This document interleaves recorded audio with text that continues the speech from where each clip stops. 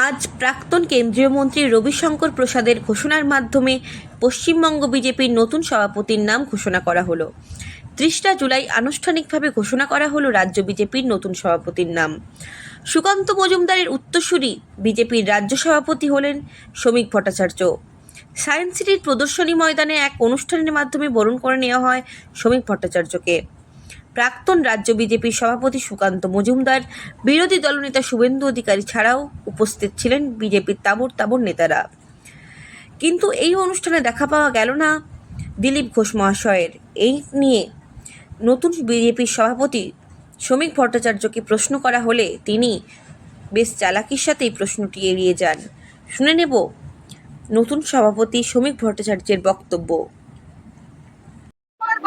একই সূত্রে বাঁধিয়ে আছে সহস্রটি মন। এটা শুধু দুজন না তিনজনের বার্তা নয়, এটা সংঘবদ্ধ বিজেপির একটা মুখ।